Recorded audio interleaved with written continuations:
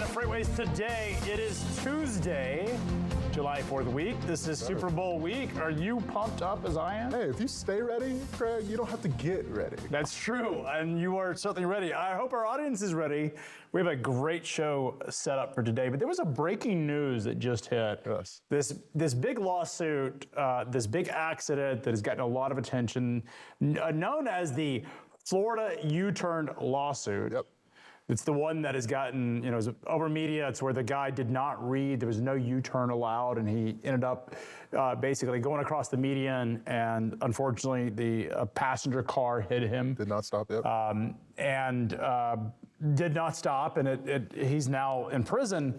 C.H. Robinson was sued in this lawsuit, but they weren't even involved. No, weren't even involved. They were not the broker of record. They had nothing to do with it, and they've come out and said publicly, like, look, we haven't even worked with this carrier for many, many years. Why are we getting sued? And this highlights in a SCOTUS world, in a post-Montgomery world, just how much legal expense and distractions are going to be involved. I mean, it's kind of ridiculous that the plaintiff's attorneys sued C.H. Robinson when they weren't even the broker of record. Well, they said that apparently they didn't, quote unquote, vet them properly. I mean, but they weren't even involved. That's devil's advocate. They're not even but here's the thing is, like, it's one thing if they were involved. Right.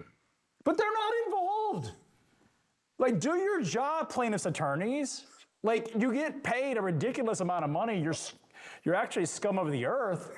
But, like, why be cockroaches and do these things and do something irresponsible like that? Well, you know how it goes. I mean, they're looking to, get what everybody's looking after, which is But there's nothing there. You got to prove damages, and they didn't do anything.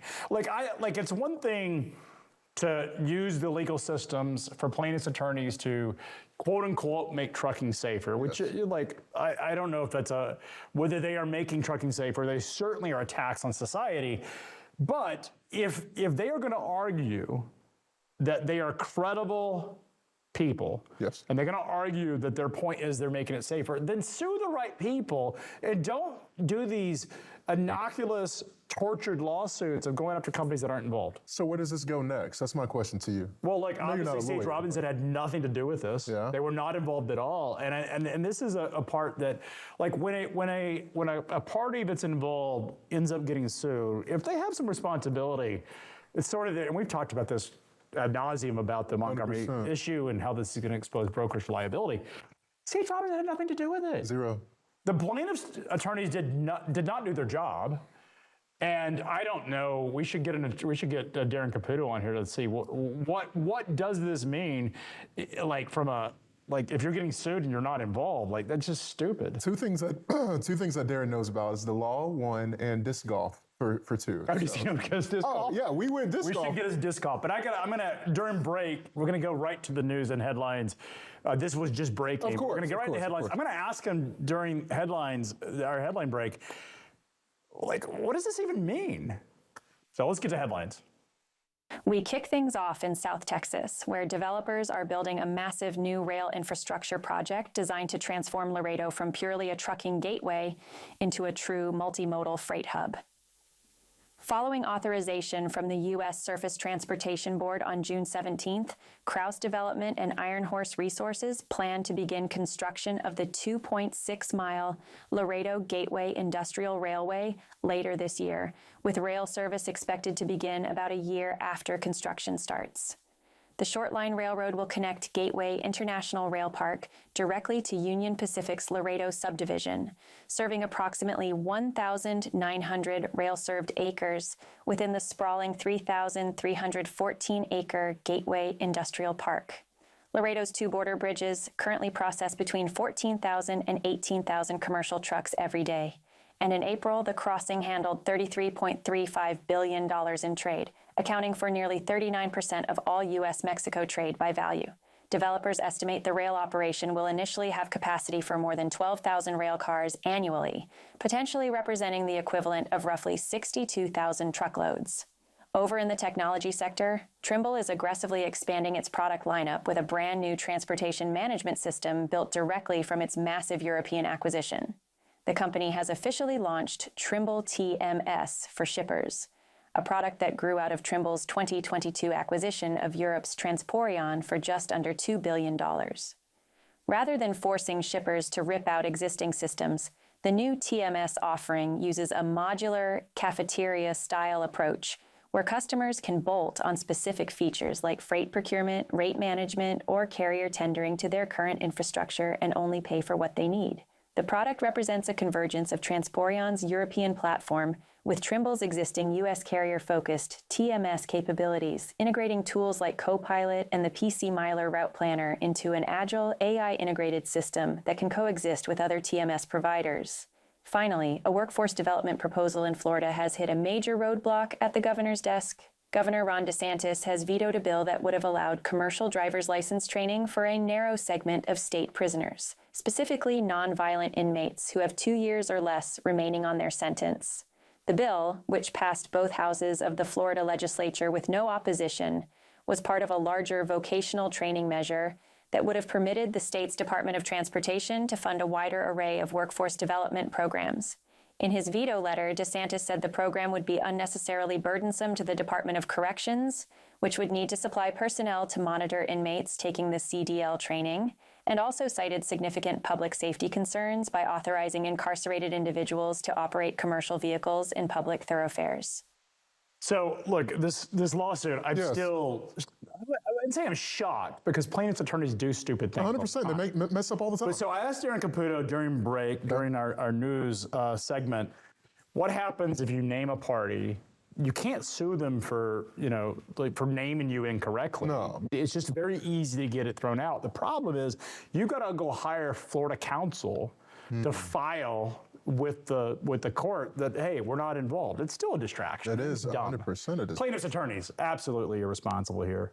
And the problem is, like Sage Robinson, when they make a mistake, that is the cost of doing business, and they got to deal with it, right? No doubt. But when they're not involved, they are unfairly getting drugged through the mud. It's just dumb. That is dumb. I think at the end of the day, we're talking about it's like, let's establish. Is this a Florida problem? This is a Florida man problem. Florida man problem. Who brokered the load? That's all we need to know. Was this direct? They were not involved. They haven't done business with this carrier since 2024. Yeah.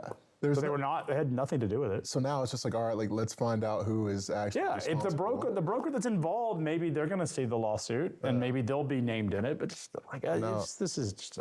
I'm interested to see how this is frustrating. No, for sure. Because it distracts from the real, like when there are real issues in our industry. Yes.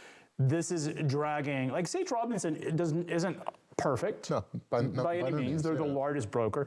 It does beg the question, because you're big, because C.H. Robinson is the biggest, are they going to be named in a bunch of lawsuits from dumbass plaintiffs' attorneys that don't know what they're doing? Yes, they are, because of the tree and the limbs that they are. Everyone's like, hey, we'll just put C.H. Robinson in it. Give or take, yeah, we have some affiliation with C.H. Robinson because XYZ Carrier worked with C.H. Robinson. Dumb. That's all it is. Dumb plaintiffs. You want to stick in the state of Florida and talk about this? We can. DeSantis is CDL. What we got here? How do you feel about this with him? I mean, it passed both the House as well as Senate, right? So this is good, right? In terms of the actual bill passing both areas. Well, he was basically this has to do with CDL issuance and with ex-convicts. Yeah. But he basically didn't sign it. He was like, no, this is not. He doesn't, because I think there's so the whole movement on this is trying to lower the barriers to entry, and I think there's been an issue and a trend line where the industry has wanted lower barriers to entry for drivers coming in. Right. And I think DeSantis says, look, I don't want ex-convicts. Look, I have mixed views on this. I do too. And I'll tell you why I have mixed views on this, is because the drug war has unfairly, I'm not someone, as I get older and older and have younger and younger kids, I'm far more into, I think there should be consequences to drugs. I used to argue drug legalization, but we've seen what's happened in places like Washington and California. The problem is a lot of people, when they're younger, are incarcerated and then they can't get jobs. And I think it's ultimately, there have been very successful cases of people that are ex-cons that have been very successful truck drivers. It's an interesting thing because it's a bigger question about society. Like what happens when you get convicted and you're in prison and you get out, how are you supposed to work? So I worked with this nonprofit here in Tennessee called Project Return, all based off of recidivism and basically activating ex-felons to get back into the workforce. So I'm very passionate about this issue, which is why I wanted to talk about it. I'm very split, just like you, because I understand, all right, like barriers to entry, but also I understand opportunity for those that have made mistakes that have shown an impeccable track record to get their life back on track. So I get DeSantis in his position saying, hey, like, I don't think this is a good idea. We already have the non-domiciled issue. Let's kind of lock this thing in. But also, I think there does need to be opportunities for those that want to get. So what do you do with this? Like if it's Malcolm Harris in a seat, if it's me making this decision? I think if you're very empathetic to this situation. What do you think should be done?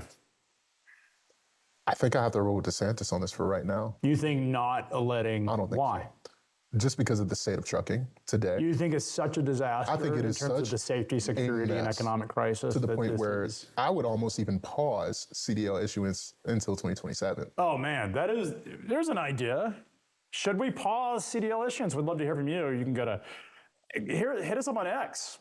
Tell us whether you think we should pause CDL issuance. That's a really bold idea. I mean, what? That totally cuts off. I don't know that I would go that far. I mean, look, I think if you are qualified as a driver, and you follow the standards and you have the training, you should be able to work as a CDL. We need drivers. We just need properly qualified drivers. I just think it's almost like a sports team. It's like, yeah, all right, let's stop. Let's put the pause on things. Let's things are bad. Let's look at it. Yeah, let's clean house. Let's establish what we have, and then let's bring in better players. We have a lot of issues in our industry. Issues of finding drivers is going to become an issue. We've talked about it frequently on this show about just the barriers of entry and how difficult it is. But let's get to our first guest. Yeah, definitely. We have Jonah McIntire. He's the Chief Platform Officer at Trimble. Jonah, how are you today, sir? I'm good. This is fun to listen to you guys' conversation. Yeah. Well, I mean, there's never a shortage of news in freight, as you know, Jonah.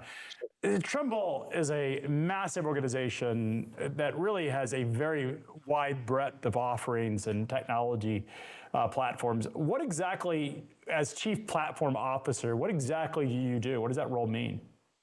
All the people who work in product or engineering report to me. Basically, it's almost half of the folks of the headcount that are in the transportation segment. So if you're making products, whether that's designing them, conceptualizing them, strategizing them, or building them in a coding sense or maintaining them, then you're in my area.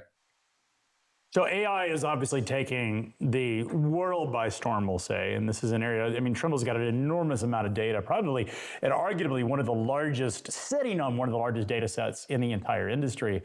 I believe the number is something like 65% of all OTR capacity. It has a Trimble product, everything from your Trimble Maps products to your TMSs to your well, formerly telematics devices, your ELD devices are now part of the Platform Science merger. What exactly does that mean for Trimble in terms of this mountain of data and systems that you guys are sitting on as you look at an AI agentic world? Yeah, so if AI can it's like a genie coming out of a bottle. If you have a coherent idea, you can have software created that does it. AI lowers really rapidly the cost and the timeline to get software made, but software still is encumbered by needing to have data, like accurate data about the world. And so this is something you can't make up. You also need to insert it into real operations. So there's these kind of choke points of, you can have great software, but it needs to be deployed into cabs or it needs to be employed in the back office.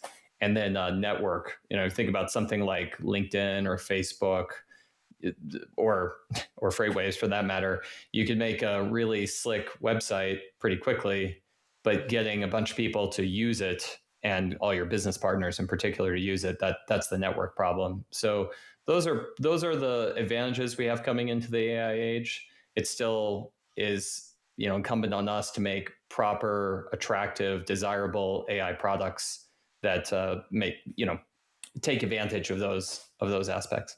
Now, Jonah, at times, Trimble, a very acquisitive company, it's one of the primary growth engines of the Trimble model is through acquisition. That is both great because you get scale, but it also creates a lot of integration issues.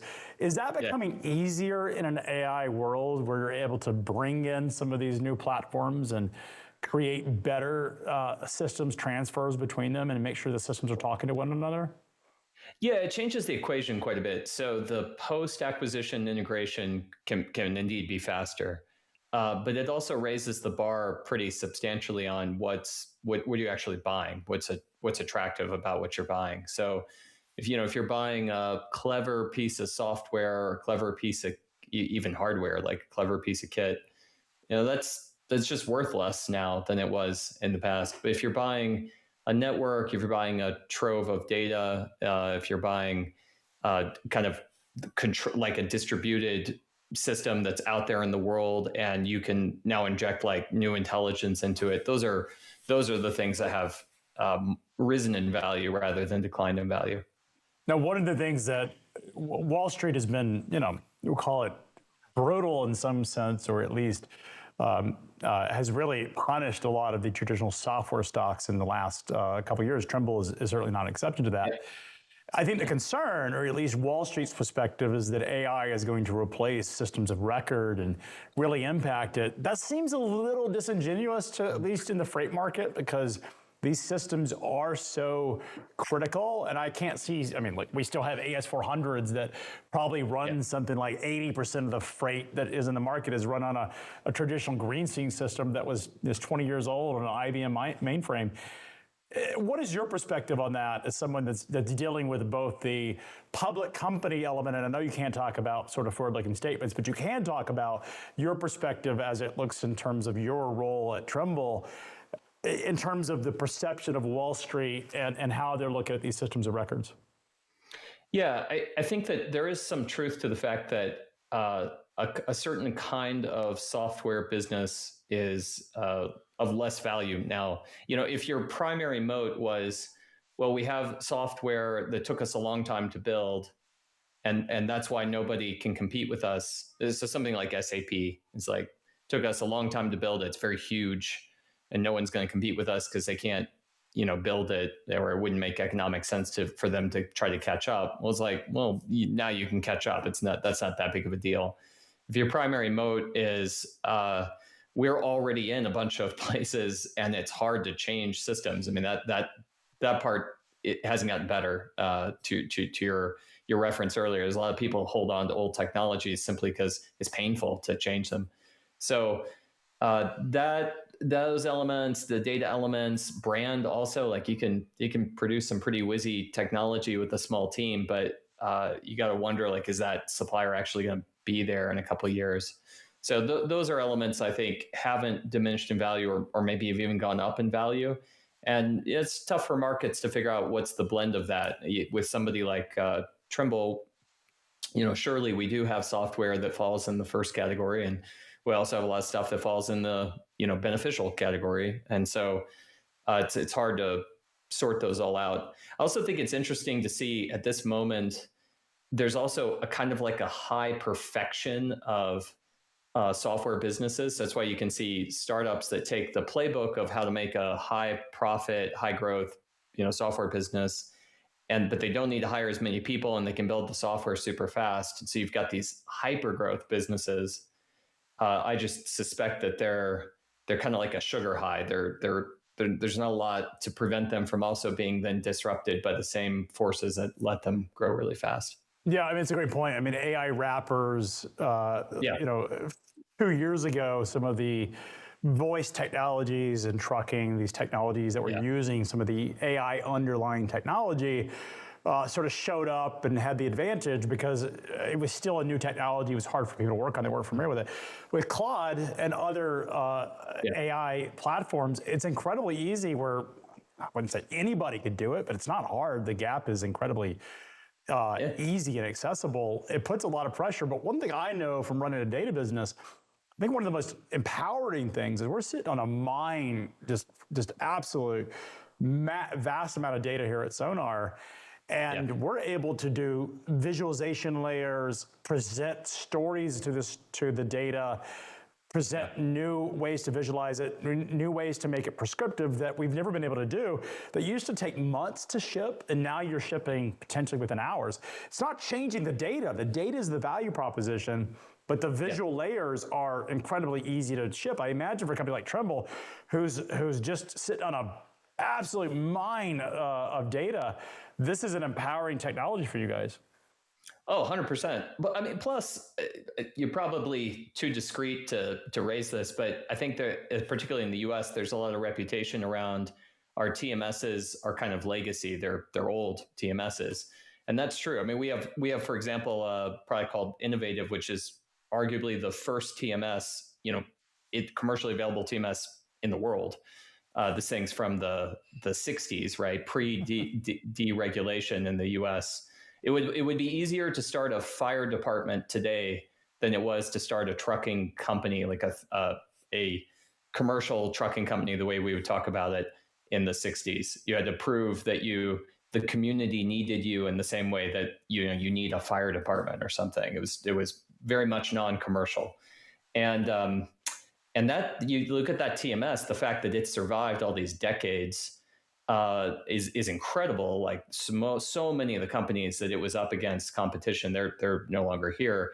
But you still, as you said, you look at it, it's a mainframe based system. It looks old, and now we have with AI, we have this ability to rejuvenate and like reinvigorate our kind of legacy applications for our customers and produce these totally modern experiences. They look like anything a startup would produce in 2026, but they don't require any change really to your base operation. You don't have to migrate data or anything.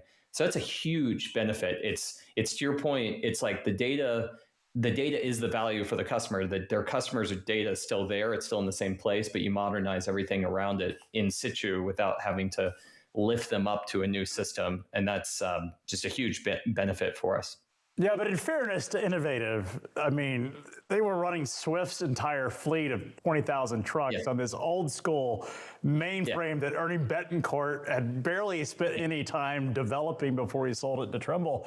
I don't know if Night Swift is still operating on the old Innovative system, but when I was at US Express, we had something like 300 engineers that were working on some technology that we built in-house, and you had Swift that had like 2 people that were running on this like old school. And I think one of the interesting things that I remember when I was in trucking is that the disruption, US Express was constantly deploying new code. It was really Schneider and US Express were sort of the 2 big asset carriers that were building their own technology in-house.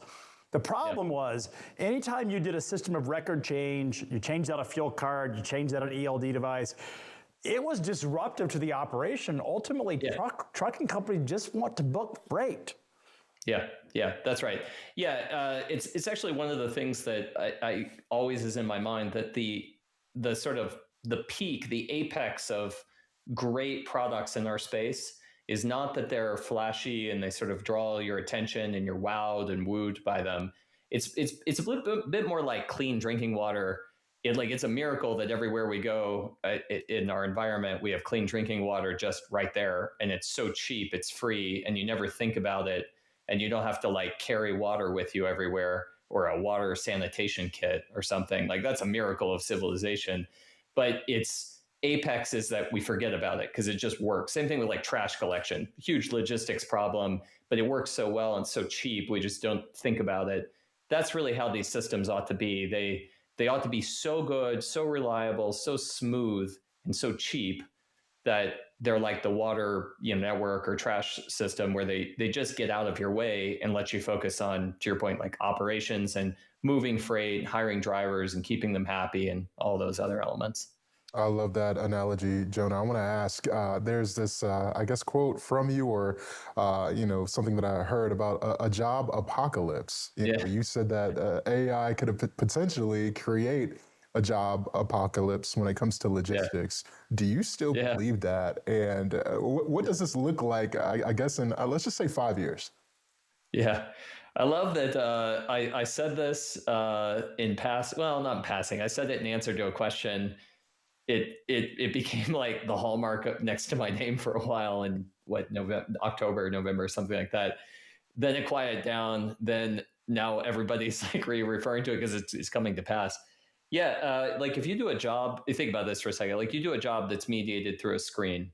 Like all the data input and output goes through a screen. Like a lot of back office operations and logistics are mediated through a screen. I don't really see a lot of reasons why those can't be displaced or eliminated by AI. And what's left is often a lower paying coordinator role, like so it's some jobs get eliminated, some get devalued. There's maybe a thinner level at the very, very top where you have leaders who are kind of AI bosses over a large number of AI, but you do the math, and it's not like there's some law of physics that says that the amount of money distributed to the staff has to remain constant or something. Like it will just be cheaper to have a back office because you'll need less people, and the remaining people may get paid a little more, they may get paid less, doesn't matter, but it's not like you redistributed all the salaries. So yeah, I stand behind this. I should say that I don't think that means all these people are just going to go sit on the curb and ask for handouts and be jobless. There's a concurrent rise in things like solo entrepreneurs or just normal entrepreneurs, or people joining, moving to different sectors of the economy that are more dynamic. Like this is the creative destruction of capitalism. It just is the case. Like think of all the typists and all the other jobs in the past that got eliminated. It's not like all those people just are outside waiting for, food handouts or something. The economy moves on. No, it definitely does move on. Now, I guess a follow-up to that is, you kind of mentioned it, but the human aspect, where do you see the human being most important? Just for my personal curiosity, because this is really fascinating to me, for sure. Yeah, so I think where we're at with AI is that it finishes the sentence, but it doesn't really know where to start it. So you think about it as like this incredible autocomplete. Mentioned Claude Code a moment ago, and Cursor and Codex and all these options.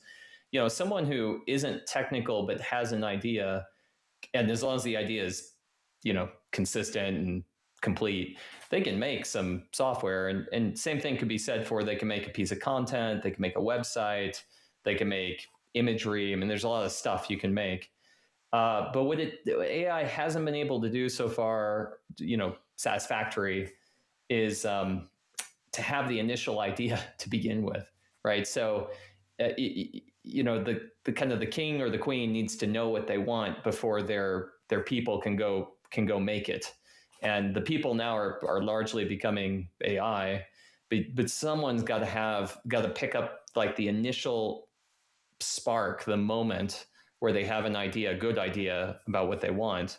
And that's at the level of entrepreneurship. It's all the way down to individual tasks. Like what should AI be working on in the next moment? That's still a human-led decision for practical reasons. Like AI is not good enough for it yet, but also for almost like moral level questions. Like we want humans at the steering wheel of our companies and our industry. We don't want that to be a black box right now. No, we do not. So Jonah, one of the sort of industry issues that have been brought up when you mentioned Trimble as a business. So you have a wide variety of businesses you guys have acquired, different software platforms. A lot of them just trying to get them to talk to one another. And at times there was a lot of customer frustration. You mentioned innovative. You could go to Maddox, you go to IDSC. You guys have bought a lot of business. In fact, my co-founder at Sonar and at FreightWaves was actually Ben Murphy, that sold a business to Trimble, or TMW, that is now Trimble. Yeah. One of the sort of issues was with all these acquisitions, you guys have this vast amount of different service requirements and different platforms. As someone that's designing the future of Trimble's platform, how is AI enabling you guys to serve your customers better, potentially on those legacy platforms, and move their businesses forward? Yeah, besides modernizing the point solutions themselves, another one of our initiatives is to establish a common platform. So my thinking on this is you have to walk a line. You have to be careful. what we want is maximum interoperability with minimum interdependence. Like I don't want people to have to buy, their entire tech stack from us if they want to buy anything from us. I don't want to create this sort of like we point to something like the Apple ecosystem where everything just works together. Well, that's when it works, right? That's great when it works, but I think there are a lot of businesses that they would rather make those decisions one by one. They want the interoperability without being required to go all in. And so the way we think about this is we have a minimum common platform. There's elements there that I feel like every customer would just expect. If they have one product and they try to add a second one, those elements remain. So things like your master data, setting up your business, your connections to the outside world, those sort of things should be common. And then everything else doesn't have to be common. So one of the things I let be different is like look and feel. I have the sense of, these point solutions mostly have their own users. They're not hopping around from one product to another product all day long. If the look and feel is a little different, like that's okay, as long as it's optimal for that point solution. I don't really see why the back office, invoice to cash team needs to have the same look and feel as the workflow solution that's given out to drivers in cab. Just doesn't seem to be a priority to me. But the fact that they can talk to each other, that's pretty important. Yeah, AI can do that really well. In fact, one of the frustrations that I think customers of any, Tom McLeod, who's a competitor to Trimble, for sure, the worst thing you could ever ask him for was a custom screen. Like you didn't do that. And I think there was some frustration probably at Trimble in the old days. So, you went and asked to innovate it. Now this is the box. This is what you buy. We have. But AI enables you to build these custom experiences. And really, one of the problems of buying third-party software, and Salesforce is sort of the classic example of this, is you buy this massively big CRM that has all these reports, and you can't find what you want to find for that specific function because it's, there's 100 other reports that have been built by the clients. One of the great things about AI is building custom built or providing custom built experiences for the user. 100%. That's why our we actually just released a new TMS for the like small and medium sized carrier market particularly in the US, and it's predicated on a build to order model. So, the old world would be like, code's expensive to write. Once we write code, we really want to sell that code as many times as possible because it doesn't cost us anything more to sell it again. So we make high margin. And you would kind of try to convince customers or prospective customers that they don't really need to do work the way that they think they need to do it, that actually our other customers accomplish the same thing this other way. Which is another way of saying, like, please don't make us write any more code, just buy the code we already wrote. And the new world is like the unit economics flip. It's probably cheaper and like more effective for us to just make what you want. So if you're like, hey, we move around like chocolate, and it's really important that every time, the truck comes to a stop, there's like a check on the refrigerator unit and it's humming away properly. And we'd be like, okay, well, like you want it, we'll make it. We'll just make it for you. And, at a very attractive price point, frankly, lower than what you would have had a normal TMS for a couple of years ago, we can just make what people want. It's a beautiful, I really love this moment where we're much more in tune with actually what customers want, because we're not trying to convince them to reuse what we already built. And it kind of goes, it brings us back to a phase where we're instead of like enamored by the repeatability of SaaS, we're more like engaged with the specificity of customer need. So Jonah, do you see a world? Trimble's historically been an enterprise. You certainly have some down market products, but really an enterprise business is really the bread and butter of Trimble.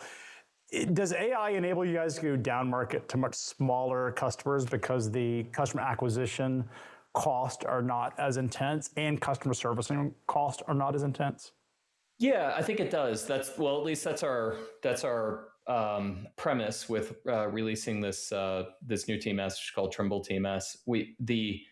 the concept here is that this build to order model in particular caters to someone who they either have a TMS, but for whatever reason they've outgrown it, they really need something new. But more often than not, these people are kind of net new. This is the first time they're buying a TMS.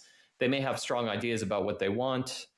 They also, want something that's very price attractive and very malleable because their business is growing. So they want to be able to adjust the TMS rather than having to adjust to the TMS. I think these are great. It's a great direction for us to take because it combines our benefits of scale of being able to have a dedicated applied AI group, which is like significant. Our applied AI group is very large as a resource pool, but then it's applied to a segment of the market that would not usually be able to get that kind of scale. Yeah, I think it's a really important thing. And we've seen it at Sonar. I mean, we used to focus only in enterprise. We released Blue to Blue, which is our consumer mobile app. We've released our Market Monitor, which is, again, just a executive summary. And then we have the new quick rates, all enabled because AI has enabled us to go to market, build it, and go to market much more efficient. It's a really remarkable time. And I think it's going to be interesting to watch. Startups have lived and really made their play on serving the smallest clients because that was an area, it's the old innovator's dilemma.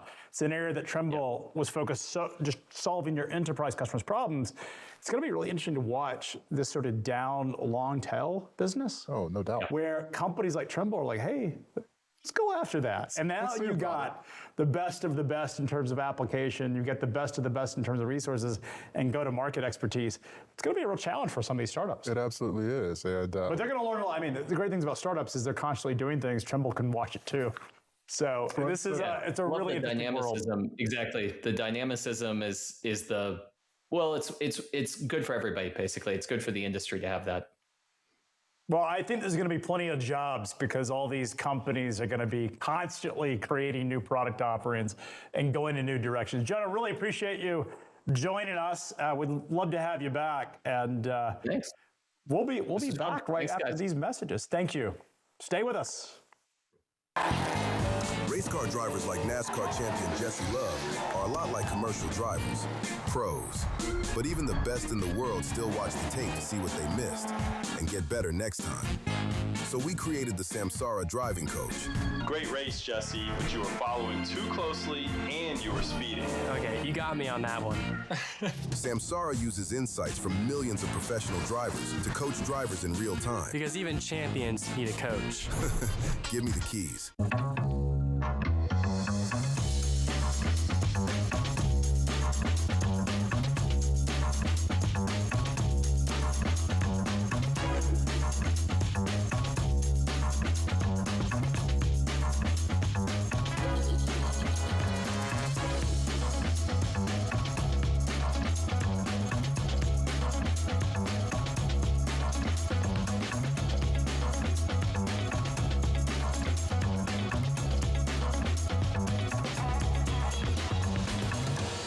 What's the masterclass all about? Well, here's what I'm going to tell you. If you're a driver, you're an owner-operator, you're a fleet owner, whether you're in compliance services, dispatcher, no matter what it is, masterclass is for you.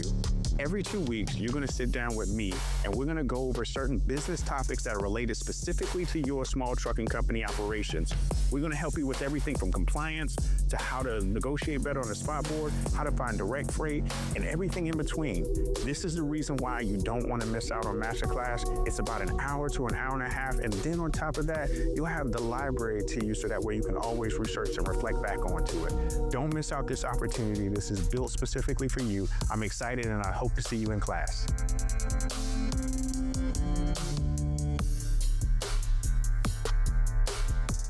Imagine a world where your freight moves as fast as a digital pulse.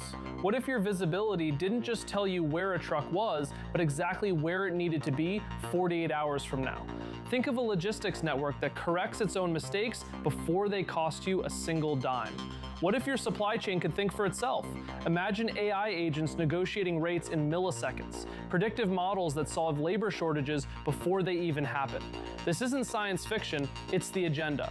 On July 15th at the historic Old Post Office in Chicago, FreightWaves presents the Supply Chain AI Symposium. We are defining in real time how AI is embedded into every mile, every warehouse, and every handshake. Because in 2026, the future isn't just coming, it's already negotiating. The FreightWaves Supply Chain AI Symposium. Secure your spot now. Back to FreightWaves today. It has been some great conversations, Craig. Yeah, look, I thought Jonah was great. I'm really intrigued by this idea of a company with the scale of Trimble, all the systems that they have, all the data. There's a mountain of data, and they've historically have had this massive amount of data, and getting it into customers' hands has been, it's been a big lift. We struggle with it. The great thing about AI is that is exactly what AI can do, is it can create these fantastic visual layers, and I'm curious where they take it. I'm curious where they take it as well. Speaking of data, let's talk more about the data and all things when it comes to capacity now. Let's get to it.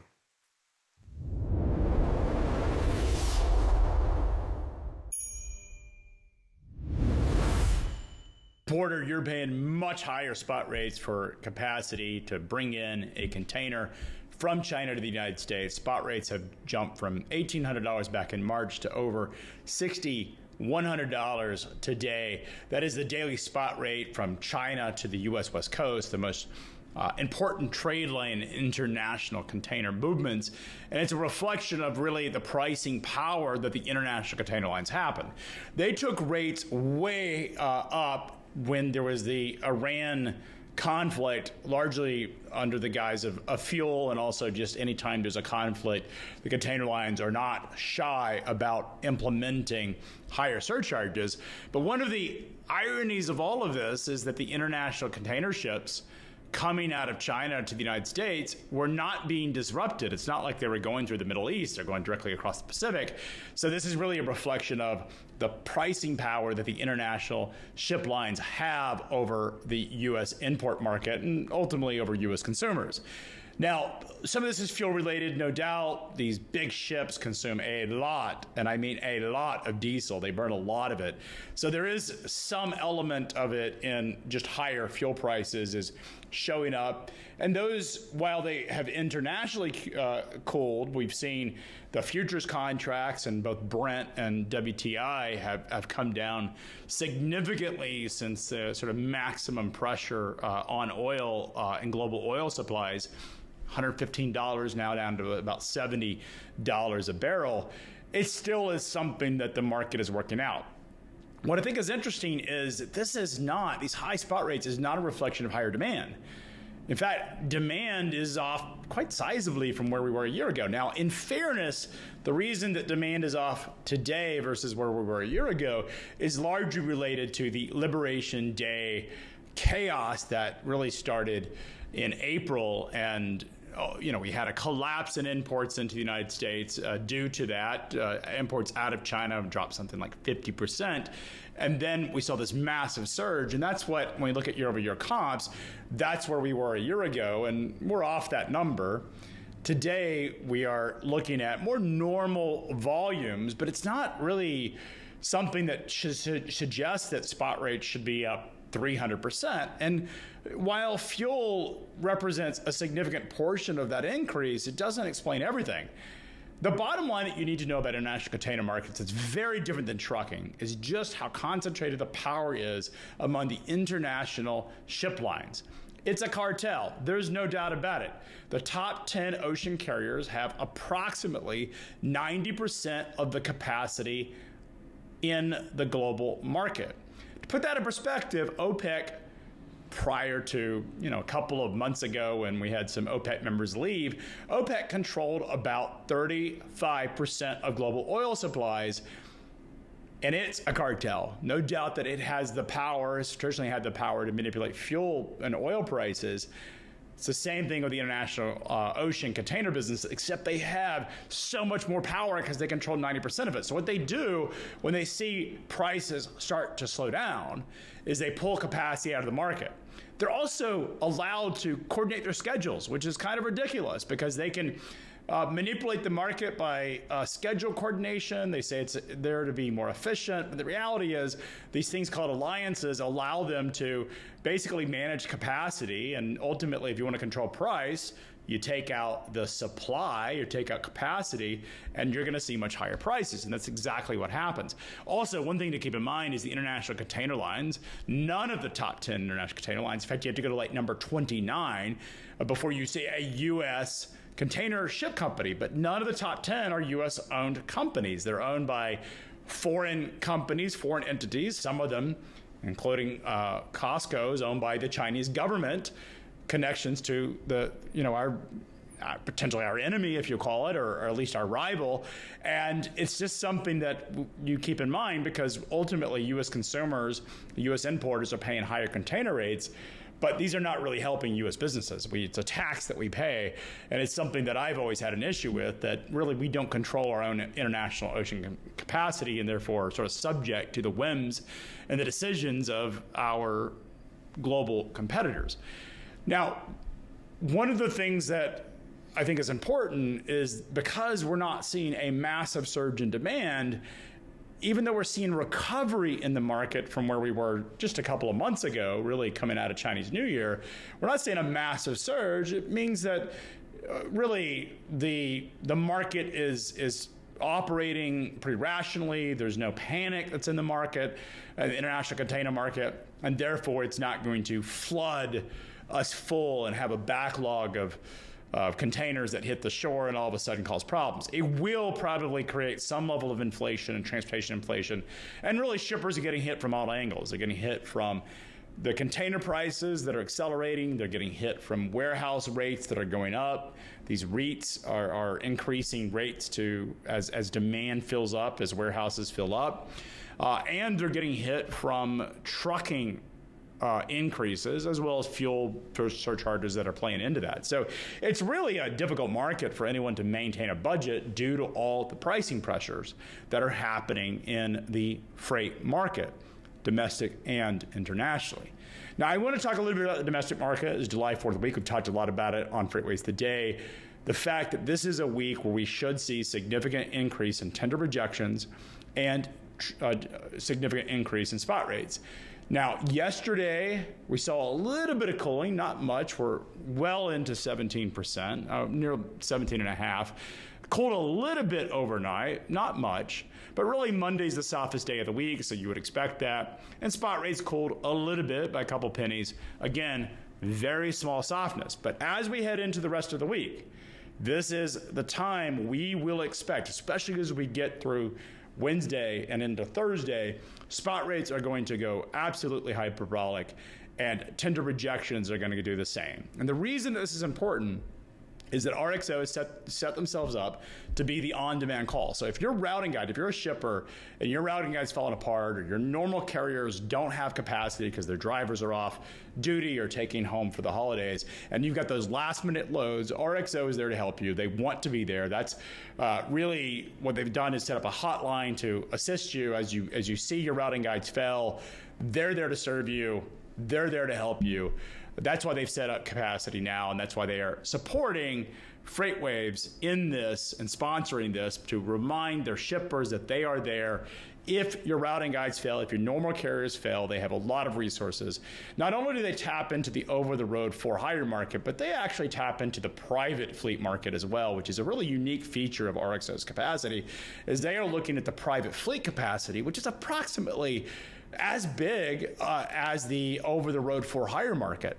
And frankly, it doesn't have the regulatory concerns or issues that you typically see in for-hire, because the shippers that offer private fleet capacity tend to be far more compliant. They're not hiring the non-domiciled CDL drivers and the companies, and not hiring companies that are non-compliant. These are privately owned fleets, and that's a big source of RXO's capacity.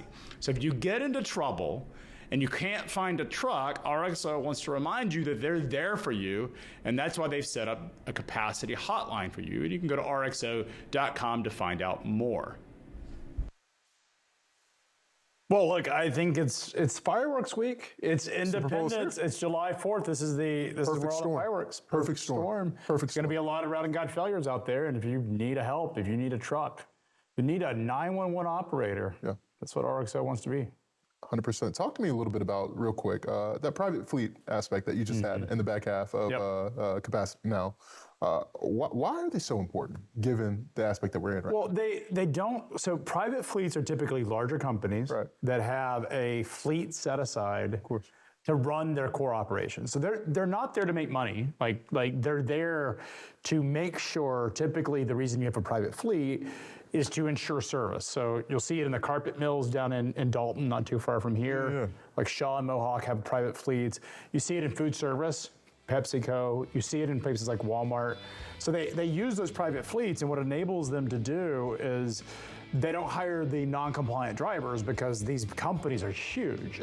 Like they can't hire people that don't have work registrations and are properly vetted. So RXO have a core part of their capacity comes from the private fleet segment, which gives them an edge over brokers that aren't using those private fleets. Gives them an edge for sure. RXO, we'll hear from them, of course, in a little bit. But coming up, a Dallas truck service team just punched their ticket to Sweden, and you're going to hear all about it. This story is next, only on FreightWaves today. It's National Safety Month, which makes this a great time to ask how your fleet can prevent more accidents. Samsara AI detects risks in real time, giving teams more visibility into what's happening on the road and more context to coach drivers before risky moments become incidents. Fleets using Samsara Complete AI Safety Solution have reduced crash rates by nearly 75%. See the data behind the results in the Samsara Safety Report at samsara.com/freightwaves. Race car drivers like NASCAR champion Jesse Love are a lot like commercial drivers, pros. But even the best in the world still watch the tape to see what they missed and get better next time. So we created the Samsara Driving Coach. Great race, Jesse, but you were following too closely and you were speeding. Okay, you got me on that one. Samsara uses insights from millions of professional drivers to coach drivers in real time. Because even champions need a coach. Give me the keys. The super successful people are part of the 1%. They're part of that very, very small percentage. That's why I don't want you to do things that everybody's doing. I want you to do the small things that nobody else is doing. The people that are most successful in this business treat it like it's the only thing that's bringing income into their household. If you do that, then you'll have the same results. These people operate like they have no other chance. They have nothing else going. This is the only breadwinner that they have in play.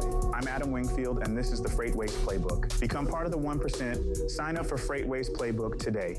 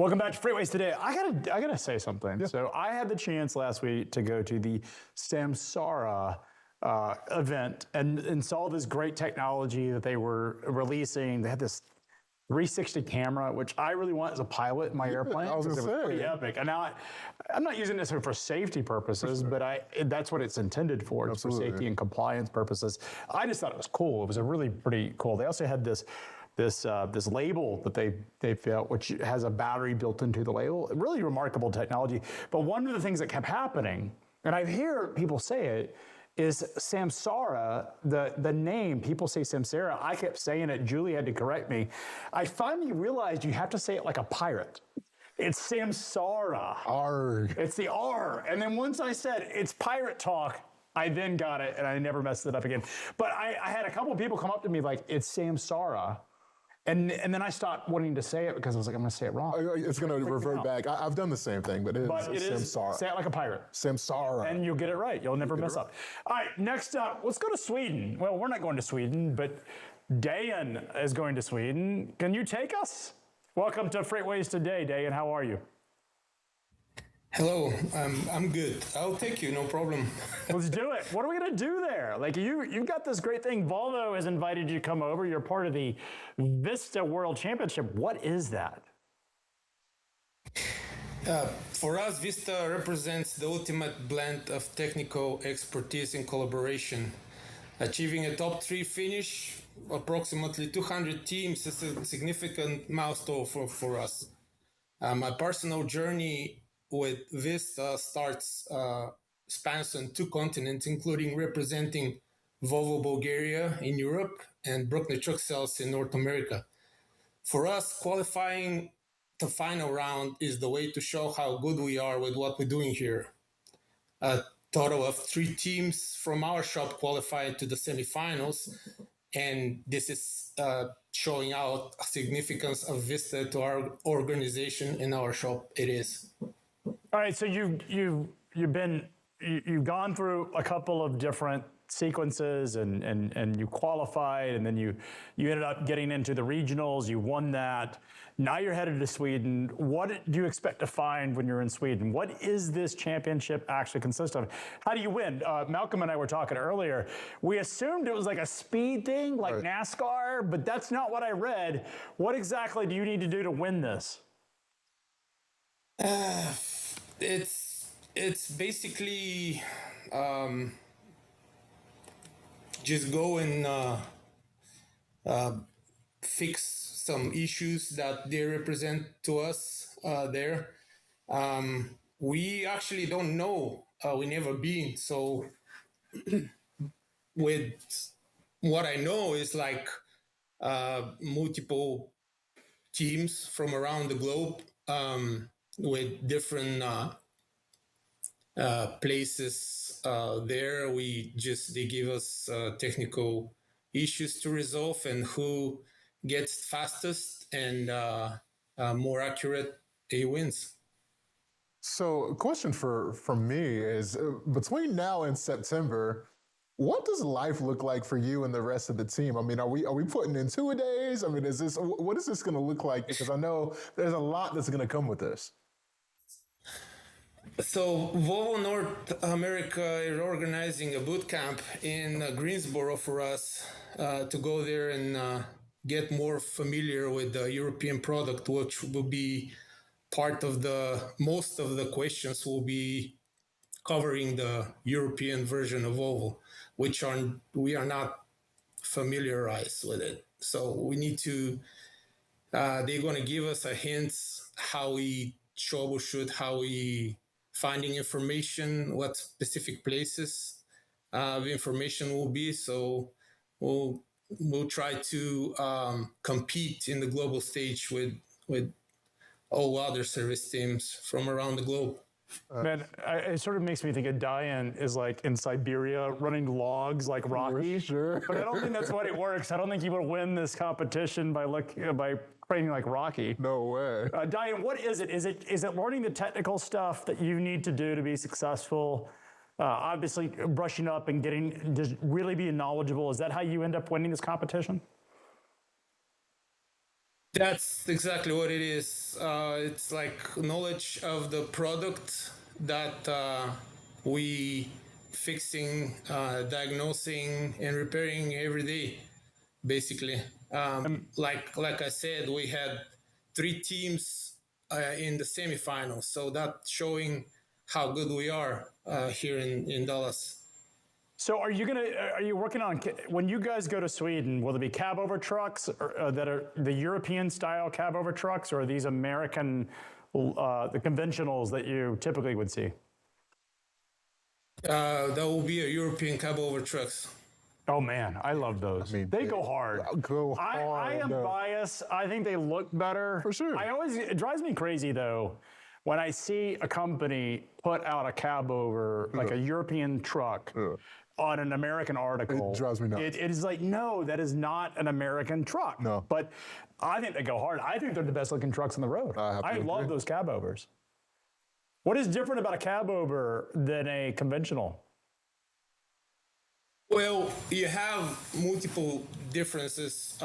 You have European market move differently on the emission levels than US market. I worked in Europe for Volvo Bulgaria for 3 years, and I'm 15 years here in North America working for Bruckner Truck Sales, and I can tell that there is a big difference on the emission levels. There is a big difference on the electronics. There is a big difference on complexity. Right now with the VM4 in US market, Volvo get their, basically they lowering the gap between European and American product. So we're more familiarized with those systems that been in Europe from probably 7-8 years. Yeah, there's a lot of noise on X about the decarbonization issues in Europe and just the heat wave that's showing up. Absolutely. And there's this sort of conversation about American excess with air conditioning versus that. It's a very different market in trucking. Because they put a lot of pressure on emissions in Europe that we don't hear in the US. Well, best of luck, Deyan. We're rooting for you. Bring home the gold. Let's see it. Let's see. I want to see videos of him training. The Rocky, is there a better American film than Rocky? Speaking of American 250, I think that's the best. But the best line in that is, if he dies, he dies. If he dies, he dies. So, very good luck to our friend. We're rooting for you. Bring home the gold. Show the European competitors they got nothing on Americans, Deyan. We're hoping for you. We'll be right back. Race car drivers like NASCAR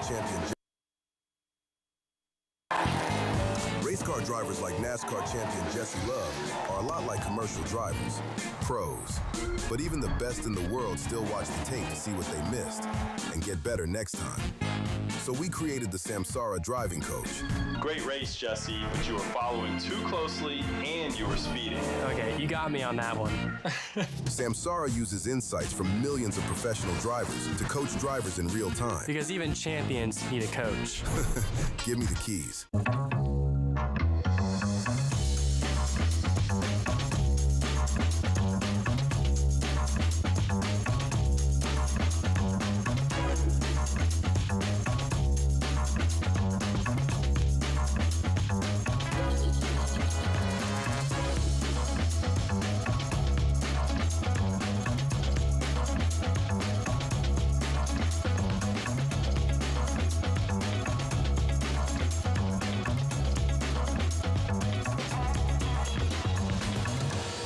What's the masterclass all about? Well, here's what I'm going to tell you. If you're a driver, you're an owner-operator, you're a fleet owner, whether you're in compliance services, dispatcher, no matter what it is, masterclass is for you. Every 2 weeks, you're going to sit down with me, and we're going to go over certain business topics that are related specifically to your small trucking company operations.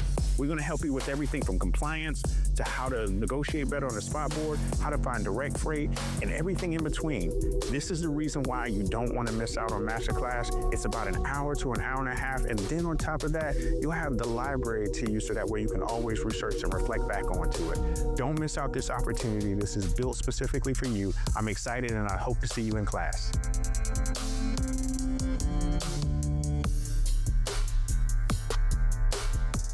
Imagine a world where your freight moves as fast as a digital pulse. What if your visibility didn't just tell you where a truck was, but exactly where it needed to be 48 hours from now? Think of a logistics network that corrects its own mistakes before they cost you a single dime. What if your supply chain could think for itself? Imagine AI agents negotiating rates in milliseconds, predictive models that solve labor shortages before they even happen. This isn't science fiction, it's the agenda. On July 15th at the historic Old Post Office in Chicago, FreightWaves presents the Supply Chain AI Symposium. We are defining in real time how AI is embedded into every mile, every warehouse, and every handshake. Because in 2026, the future isn't just coming, it's already negotiating. The FreightWaves Supply Chain AI Symposium. Secure your spot now.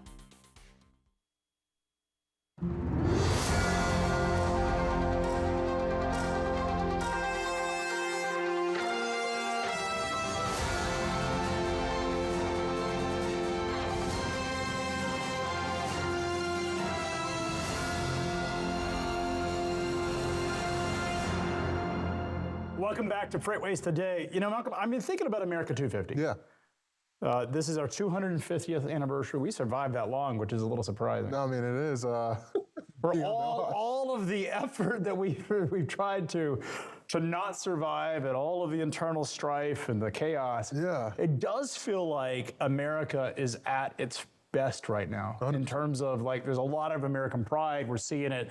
You know, Europeans are discovering American excess. Shout out to Fred. Which is awesome, but you need energy. You need energy. You need lots of energy to have American excess. And there's no better person to talk about American excess and energy than our next guest, John Kingston. He is the world's most respected energy reporter.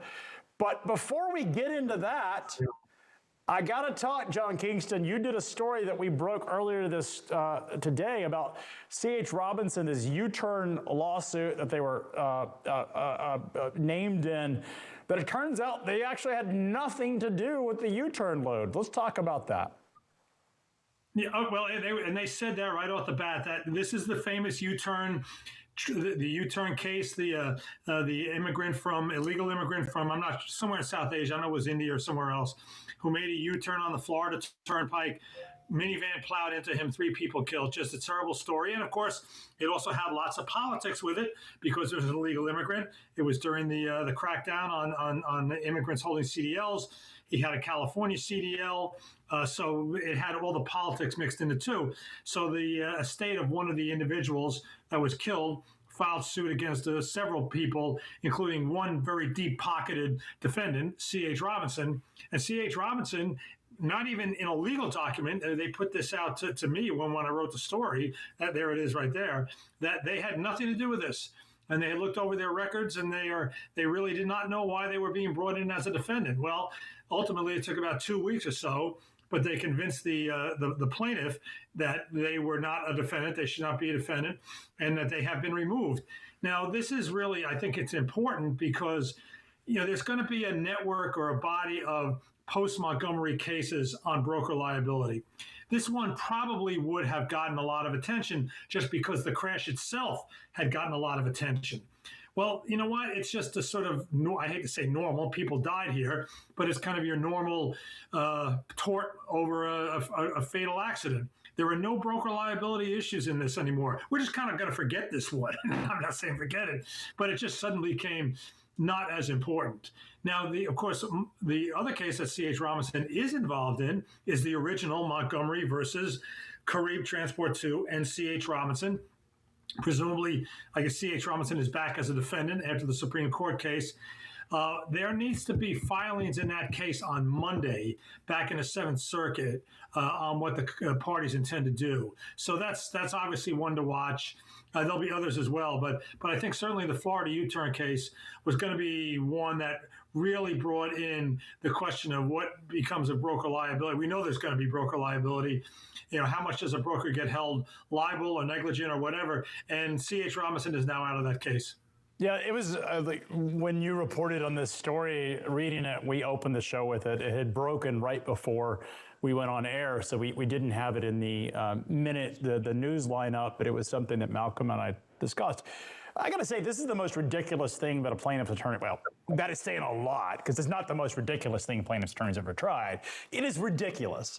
The plaintiff's attorney is who filed this did not do their homework, because C.H. Robinson had nothing to do with it. And for whatever you think of C.H. Robinson, like, do your job, plaintiffs, and get it right. If you're going to go after companies and damage their name, make sure they have something to do with it. This didn't happen in this case. Yeah, I mean, what's sort of amazing is that C.H. Robinson, after the case was filed, presumably sat him down and said, hey, look, where's your evidence that we had anything to do with this? And the plaintiff's attorney obviously saw that there was no evidence and just let him go. I mean, you needed to have the case filed first to do that. And what kind of homework did you do in advance? He did none. None. Did none. None. Like, didn't do his job. And it's unfortunate because there are situations where parties should be held accountable. Parties are going to be held accountable, but this is one that you damage. Like, this is probably the most famous, if maybe this case and the one in Ontario, California that happened last year. That was that horrific accident where I think 5 cars were plowed by that guy. He either fell asleep or something, and just completely took out all these cars. Horrific case that we saw on camera. But this is a case that has become very, as you mentioned, John, very infamous because it was probably the first major political rallying call for the administration about the danger of non-domiciled CDL drivers and drivers that weren't fully compliant. And so this was something that all over the media became the poster child of it. Yeah. I mean, it had everything in it. It had an illegal immigrant. It had the whole California issue in Florida. I mean, you couldn't have scripted this better. I mean, I wrote about it in the New York Times op-ed about the fact that there is no driver shortage and this narrative is damaged by lowering the barriers to entry. This is a driver who actually had failed to take his first try at the CDL test, actually failed it, and then was eventually issued a CDL. But he had no business being on the roads. It's just, this just drives me crazy if somebody has to report on it or has the opportunity to report on it because, again, the plaintiff's attorneys simply filed this, and there needs to be accountability for that. You can't just name somebody that has nothing to do with it. It's ridiculous. Well, here's the thing. I mean, the problem now for the plaintiff is that I don't think that they've got a defendant with deep pockets. I mean, the carriers. I mean, did they say, hey, C.H. Robinson's the biggest, let's just go after them and name them? That's ridiculous. That's literally why. I mean, it's debatable. I have yet to get a firm information about whether this carrier still exists. Probably not, and that's probably what the.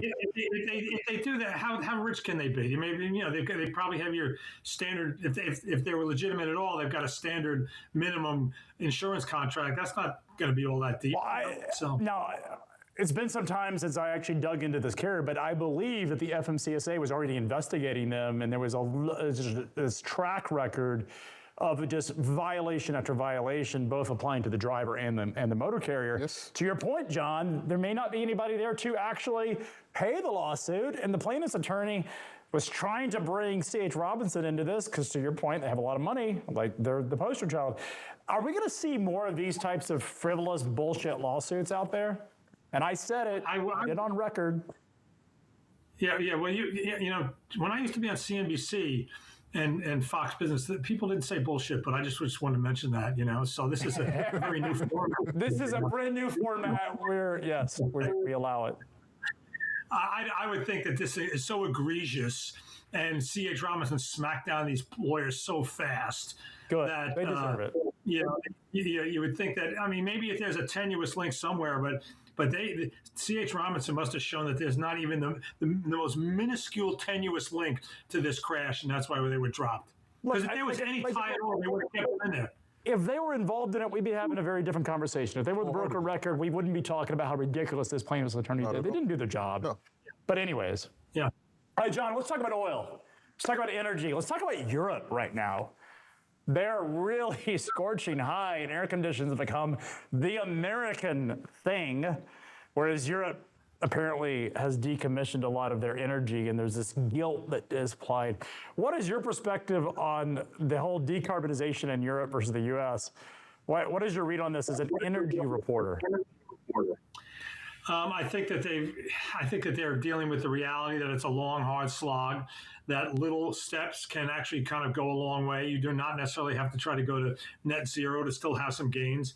I mean, the U.S. over the years has significant gains in its carbon intensity. And why? Because of the shale revolution, had a lot of natural gas that displaced coal. So if you, but at the other point I do want to make, though, is that 25% of all sales of autos worldwide are now EVs. Before the Iran war, every single model of supply and demand for oil said the same thing, that there is that there is downward pressure, bearish pressure on the marginal barrel of oil because of EVs. That's significant. The fact of the matter is, for all the U.S. posturing against EVs. Again, before the war, the price of oil worldwide, which means the U.S. as well, was lower than it would have been had it not been for a 25% penetration of new vehicle sales by EVs. So, you can have gains. You're probably just not going to get there by 2040 or 2050 kind of net zero. So, John, is that the reason that we didn't see? I mean, this is the largest oil crisis or bottleneck, if you will, since the 1970s. Is that the reason we only saw $115 barrel of oil was because of electric vehicles? No, I think it's because we dumped out massive amounts of inventory. We had a lot of oil on the water. That went out. We had strategic releases. The Chinese stopped buying. So to me, it's a just gigantic shift from secondary stocks into the main market. And this is why there are still a lot of bulls out there. The decline in oil notwithstanding, there are still plenty of bulls out there who think in the short term, maybe not in the 2027, you're going to have some rough times. In the past week, where they're really starting to point to is this crazy crack spread between the price of crude and the price of products. And the view here is that the price of crude is really kind of off, that you should not have that. Ultimately, crude oil is a worthless commodity, right? There's only one thing you can do with it. You can turn it into products. If you've got this kind of product market, I mean, I haven't looked at the numbers, but I did hear one analyst this morning saying that the what's known as the 3-2-1 crack spread, which is a very basic indicator of product strength and refinery margins, is at $50 a barrel. This is just like unheard of. And I mean, if you get $75 crude and you get a $50 crack spread, something is terribly wrong. And the bulls would say this is proof of their argument that crude is underpriced right now. Yeah, because you've dumped, you are suddenly getting this rush of crude that is coming out of the Strait of Hormuz. No, it's not coming out at the levels it was before, but it's still a lot of oil onto the market right now. And so that's depressing the price of crude, but the products market have not followed suit yet. So this is the bull argument right now. So I got to ask, there was a lot of conversation about diesel, and I think Australia was struggling with diesel shortages. Throughout Asia, there was jet fuel shortages. I think the UK also suffered from jet fuel shortages at one point. I think Gatwick, perhaps, or Heathrow, I can't remember which airport, had run out or had threatened to run out, was going to run out. Where are we at in terms of global diesel and jet supplies? Have we been able to restore those globally, or are they still struggling? Well, no, one of the reasons that's going to be struggling even more are the successful Ukrainian attacks on Russian oil facilities. They've been going after the refineries. There's likely to be a ban on Russian diesel exports. They are a major supplier. There are gas lines apparently all over Russia. I actually saw a little video, I saw it on the internet, who knows how accurate it is, of violence on gas lines as people wait in Russia for that. So I think if you continue to take Russia out of the equation as a supplier, I don't think we're out of the woods at all.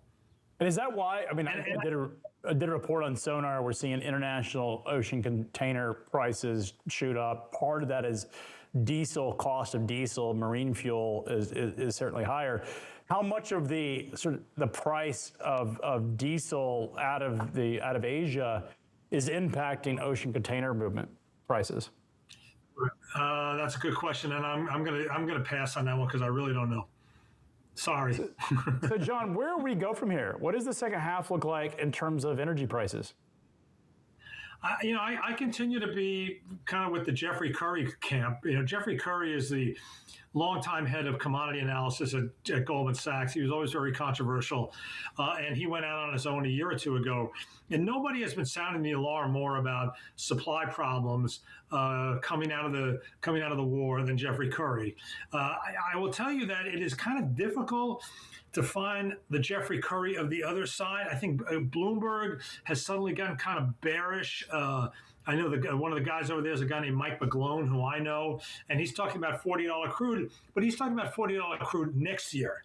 And I've seen those models too, that the supply demand balance, if we can get kind of normalcy in the Strait of Hormuz, is very favorable for consumers next year. And that was what everybody thought going into 2026. And then, of course, that was all blown apart in February. So I still continue to believe that, we've got massive inventory refill that has to go on. We do not have anywhere near the Straits traffic back to normal. And remember something, the Strait of Hormuz just doesn't go one way. So even if a tanker goes out and offloads in China or Korea or wherever, if you're going to get back to normal, you got to bring it back to the Strait of Hormuz, to a loading point in Iraq or Kuwait or wherever. And how are the tanker owners going to be comfortable doing that yet? I don't really know that. I don't think that they are. So it's not enough to just look at how much oil is getting out. And it's not just oil, of course. It's fertilizer. It's petrochemicals, all sorts of things. But how much oil is getting out? But will these tankers come back? That I think is now the new question that's being asked. So I continue to be fairly bullish. John, tell me, if Hormuz continues to have these quote-unquote restrictions and issues, Q4, if you can make a prediction just off of a whim, what does that look like right now? You mean in terms of price? Yes, in terms of price. Always terrible price forecaster. As a reporter. I think we could test 100 again. I really do. Okay. So we're going to go the opposite direction. John, EIA's weekly report, as the industry knows as the DOE index, which is the fuel surcharge, comes out today. What is your read on where we're at in terms of fuel surcharge? Well, it came out. Hang on a second. I'll get the number. All right. Because we got it here. Hang on a second. Okay, it came out today. It's a live reading. 4.668. It's down 16.4 cents since it's down 8 weeks in a row. And since it started that 8-week trend, it's down 97.2 cents. So almost $1. Yeah, so interesting. Go ahead. Yeah, let me just say, the interesting thing about it is when the war started, I hadn't been tracking this data series, but I've been uploading the AAA diesel price every day. And those numbers are like totally different. I mean, they were the DOE number, of course, is weekly, but still, they should be kind of in the same area. They trend the same way. But the AAA price is about 20 cents higher, which is a huge gap. So I don't know whose methodology is off. But I don't know. I tend to go with a daily more than a weekly. Have you looked at DTS on Sonar today, John? Not today. No, I have not. I'm sorry. So, but ULSD prices, which is the wholesale rack price, has actually dropped by about $1.60 a gallon. So retail, when I was looking at it yesterday, the retail price, the DTS.USA, only dropped by about 70 cents a gallon, where the wholesale price had almost doubled that. It's just an interesting dichotomy where the price for wholesale for rack has absolutely plummeted, reflecting that $70 barrel of oil, whereas in retail, it's come out, the air has come out very slowly. Well, this is what Donald Trump is screaming about, and he talked about bad things were going to happen to oil companies. I mean, the fact of the matter is, let's remember how the supply works, is that the wholesale numbers will track very closely the futures numbers. They have to. We could do a whole show on why they don't have to legally, but they have to in terms of to run a business. The retail decisions are made by the retailers, by the independent store owners that own one store or 100 stores or 250 stores. Maybe the franchise holder of I was going to say Wawa. I'm not even sure if there's such a thing as a Wawa franchise, or they're all company owned, but whatever. So those decisions are made very much down on the ground. If you go into an Exxon station and the price is, $3.79 for a gallon of gasoline, nobody at Exxon made that decision. Where what the Exxon people did make a decision on is the wholesale price, and that does move with the futures price. And also kind of the physical spot market price when there's differences in that between the futures numbers and the physical numbers. So the individual retailers are the ones making that decision. And, they are loath to come down too fast. They like their numbers high, but eventually it's a competitive market and it gets there. But, when you get this kind of crazy volatility, those kind of spreads you're talking about, that difference between the futures price or the wholesale price, which tend to move very closely in tandem, and the retail price, that spread tends to blow out. Eventually, over time, it returns to the norm. But, we haven't been normal now for about 4 months. So DTS.USA, this is updated every single day inside of Sonar, which is the diesel truck stop. This is the retail price. As of this morning, is $4.91 a gallon. What did you say that the DOE is? Yeah, the DOE is 466.8, and that 491 is definitely a lot closer. The AAA number today is, give me a second.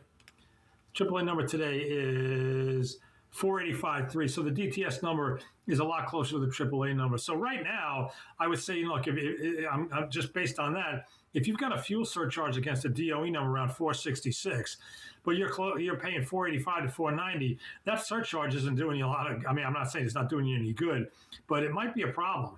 Yeah, we've always said, and I think the best advice is be sure to buy your fuel on cost plus arrangements where you're benefiting from the price that ultimately the wholesalers, the retailers are actually paying versus a retail markup where you actually don't have a lot of control over that price. That's a great point. And interesting is the fuel stops will immediately, when prices go up, it's like a rocket. And when prices go down, it's like a feather. They're very slow to let the air out. We can see that. The fuel spread, by the way, this is in Sonar, fuels.USA, which is the retail to wholesale fuel spread, is at $1.59 a gallon. It peaked back in April at $1.99, almost $2 a gallon between the two. Now, that is not as high as we were back in 2022. This is the period of time when there was that really weird supply shock issue that was happening sort of in 22, and that was $2.20 a gallon. That's a record, by the way. But this is that spread is really historically a big number. Absolutely. Who's going to benefit from that are the carriers that have fuel surcharges because they're buying at wholesale, buying their fuel at a wholesale price that's tied to this, and effectively reselling it at retail based on the Department of Energy index that comes out every week. John, got to get your last take. Lots of stuff happening around the world in terms of energy and this decarbonization story that's really plagued Europe. Do we think that reality is setting in? One of the biggest defensibilities of energy is the fact that regardless of whether climate change continues to cause havoc on the climate, and you can make that argument scientifically, and I certainly believe that it does, fossil fuels and energy is our best defense. And we've seen the fact that, I think it was like 1,000 people died in Paris the other day because of heat stroke, because of issues. It strikes me that that's pretty foolish that they didn't defend themselves with fossil fuels to protect themselves. Yeah, I just rejected the whole binary choice. I think that you can make significant gains in environmental issues and decarbonization at the same time that you're still acknowledging reality of what's going to make life better for people, which right now are fossil fuels. I'm sorry, but you're just not going to gain massive amounts by forcing people to move away from expensive fossil fuels and into something else. Look, I've been around this a long time. Every few years, the fossil fuel market, and particularly the oil market, is going to do something crazy. This last one is one of the biggest ones, but I've been there for a lot of others. And when that happens, it will tend to push progress toward like EVs or other things. Also, Craig, I think that you just did an interview with somebody about the TCO, the total cost of ownership of electric semis and just electric vehicles in general, continues to come down. at a really relentless pace.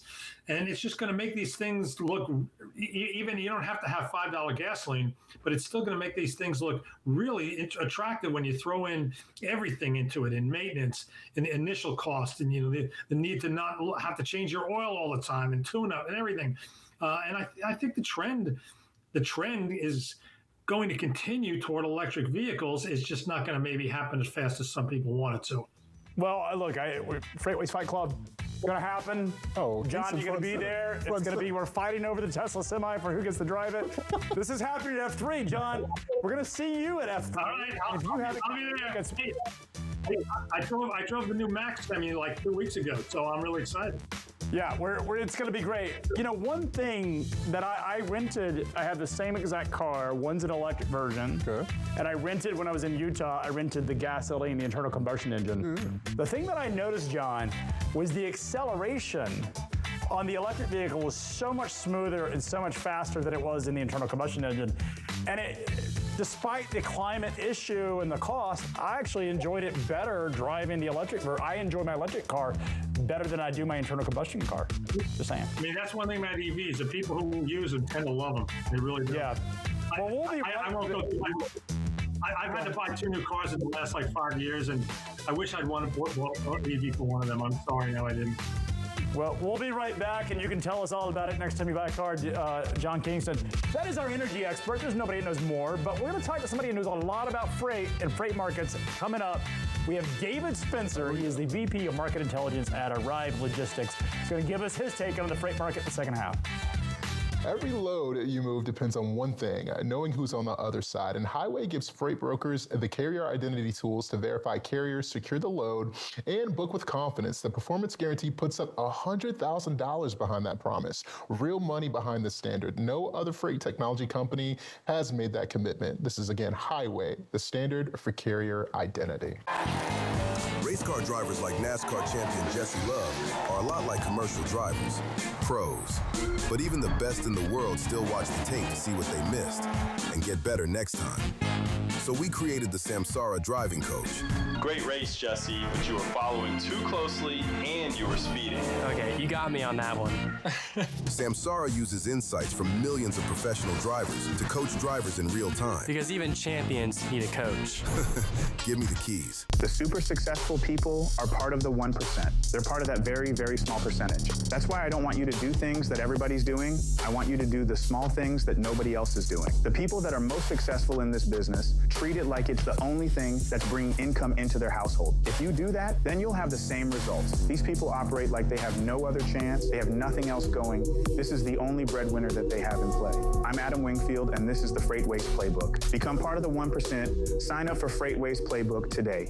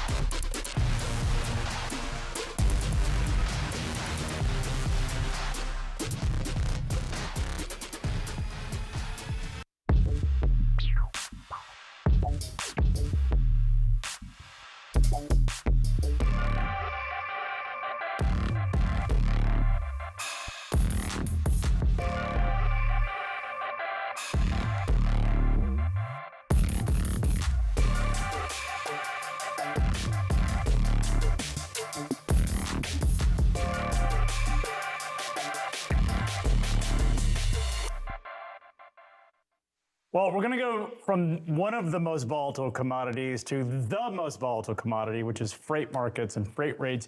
David Spencer tracks this every single day. David, how are you?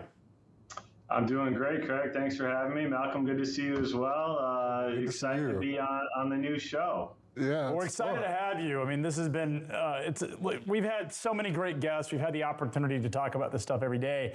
But our bread and butter is freight markets. There's nobody better to talk about freight markets than you, David. Tell us, what are you seeing right now? I've called this the a trucking Super Bowl because it happens every year. This is where the market really, really heats up. What are your thoughts on this week? Yeah, this week, I think coming into this week, we're seeing demand all over the place, especially in the spot market. I think there's a ton of freight that needs to be moving. In mass, though, I think shippers are trying to avoid it as much as possible. We're already starting to see freight stack up well above a big day this week on Monday for next Monday, already next week. So the demand boom looks like it's going to continue, at least on the spot side of things, as we look to stabilize on the backside of the holiday. So, David, do you think the demand element is that shippers are just pushing freight into next week? Is it possible that next week will be even bigger in terms of volatility than this week? Yeah, I mean, the baseline case here, right, if we're already seeing a little bit lower volumes Wednesday and Thursday into Friday, that's 3 full shipping days we're used to seeing that we're going to make up somewhere, right? And on top of that, you're looking at whether it's World Cup related, America 250 related, summer peak season, you got that heat wave across a large portion of the Midwest. I'm sure there's some additional volume in there that's going to be stacking up on top of that volume that we need to get through that's going to be a little bit pent up here. So, yeah, I think we're looking at probably a little bit longer on the backside of the fourth than what we'd typically be looking at, 1 to 2 weeks before we start to see that typical stabilization in late July. Running freight, Malcolm, whenever you see high temperatures, yes, you see huge beverage. There's it goes exponential. And it's all because people, get thirsty. Come on, a lot of bottled water I moved in. It's hot outside. Sodas that happen and beer that happen this time of year when things heat up. I would watch Texas. And you could make a huge rips on bottled water. You wouldn't make money on bottled water year round if you were an asset carrier. That's what the brokers are there to do, the work for the bottled water companies. For sure. But those moments when there was really hot temperatures in Texas, man, you could make some real money making bottled water. It was absolutely legit. So, David, when we move into really the second half of the year, how much of this really holds? Are we going to see tighter conditions in the second half? Well, I mean, this has been a supply-driven market disruption, right? And I think if you talk to the FMCSA, you talk to anyone on that side of the equation, the enforcement is not going anywhere, right? So the challenges, the headwinds to getting capacity or the supply side recovery going as we look to get a resolution here, it definitely doesn't seem like a short-term solution is in sight, right? I think from my perspective, you look at your guys' data on tender rejections, I think is the number one thing to point to here, that routing guides are clearly out of date. They're struggling to keep up with current rate levels. Right now, what we need to be talking about is that contract rate resetting higher. So shippers have a lot of work to do to normalize and stabilize their routing guides, and that's got to be the first step here to limiting demand in the spot market and giving carriers right now have so much opportunity to pick and choose, to name their price, until we see contract rates reset higher here in mass, which I think we're starting to see. Shippers are definitely coming around. They're looking at that stable period in July, August as, Q3, early Q4 is a good time to find that rate floor and lock in that service that they're looking for, right? So that's the first step in my mind that should ease some of that spot demand, take a little bit of pressure off. But, that supply side pressure, I think, is here to stay. And that's a headwind we haven't seen before in any market recovery. Yeah, let's pull this chart up because I think it's really telling. We've got contract rates in spot. You can see in green just how electric the spot market has been. And I think, some of the highest increases in terms of momentum in history in terms of spot rate increases. Contract rates have been very gradual. The slope is definitely up. To your point, David, seems like shippers are holding out, hoping that market and conditions for them improve. But we have a long way to go before we see contract rates really get in tandem with the increase we've seen in spot. What's your take? Yeah, I mean, even the ones that have been a little bit more hesitant to buy into what we're actually seeing, which is an inflationary market cycle, I think they're coming around now. Whether or not we see a contract rate reset here in the third quarter be enough, a lot of them are actually trying to shorten the term length to, that 6-month period, hoping that as we get past the end of the year, peak season, that we're going to be in a better position to potentially capitalize on some more easing. We'll see where things go from that perspective. But I think we could be looking at over the next 6 months, two really significant increases on the contract side of the equation to get things to where they need to be before carriers have what they need in order to go out, replenish their fleets, add drivers, and really stomp out the fire here that is this cycle. Now, David, first off, it's really good to see you. It feels like a different style right now. I had on a hat and I think a jersey last time I saw you on What the Truck, but you're all getting nines on. I'm buttoned up now. I'm buttoned up. I have a question. So when it comes to this week, obviously this is the Super Bowl. This is a huge week in transportation. What are you telling your team and everybody else that arrived to prepare not only for clients, but just internally? What are those conversations like right now on the floor? Yeah, it's a delicate dance, right? I mean, we've really made our name on being a strong provider of service on contract business. And this week, even with all the disruption, the high rates, we can't take our mind off of that, right? So it's all about, where do we need, to be from a contract tender acceptance point, right? And let's cut the line there, right? Let's hold to our commitments. And really, how do we service our customer beyond that, right? Still provide options, still provide support, but how do we balance that, deliver what we say we're going to deliver on, but also understand that this is a time to provide solutions, to provide coverage to our customers who we know are really struggling out there today. It's a delicate balance right now because of obviously all the breaking news that we've covered. I mean, even with today with, this deal with CH and so on and so forth. I guess my next question is, when it comes to everything happening, right, and then also having a job to do, how do you make decisions with data and numbers and the infrastructure in hand, but then also you have to use it with logic with the things that are currently happening in the space as well? Yeah, look, there's a short-term horizon and a long-term horizon, and the data is really going to help you on both of those fronts. The long-term horizon really is all about that contract pricing strategy, right? That's a big part of our book. We aim to be ingrained with the shippers that we're working with in a contract service perspective, right? So how do we continue to maintain and grow our book of contract business at sustainable rates? We're constantly thinking about where rates are headed. We're having those conversations with the shippers so that these rates that we're providing, it's not out of the blue. It's not us closing our eyes and throwing a dart. We're putting intelligence behind our pricing decisions. We're communicating those, thoughtfully and clearly and diligently with those that we're providing the pricing to, and driving those discussions, not just internally, but externally as well, about what's coming, how are we going to navigate these things the best way together so that, it's a win-win for both situations. On the short-term side of things, I mean, we have a group here that is absolutely religiously studying our load board, the trends. Where were we at this week for the next 1, 2, 3, 4, 5 days looking out in terms of volume, spread per load, how much is covered right now versus a week ago, how much money is in the load, what's our average price per mile. I mean, we're breaking down day to day all the details to understand how we push and pull some of the levers around, day-to-day spot quoting with our API integrations, contract tender acceptance, you name it. I mean, your guys' short-term high-frequency data has got to be the most valuable tool at helping us get perspective and confirming from the outside, what we're seeing day-to-day inside our business. No, I want to put you in the seat because we are now about to be in Q3. Can you believe we're about No, I can't. This year is, I don't know, so much has happened. I know. But it feels like we've flown right through it. What do they say? The days are long and the years are short. Yeah. That's exactly what this market has felt like all year. Is so much has happened since the start of the year. For sure. Just in terms of the news. And we're, obviously covering the news. We're in it every single day. Sure.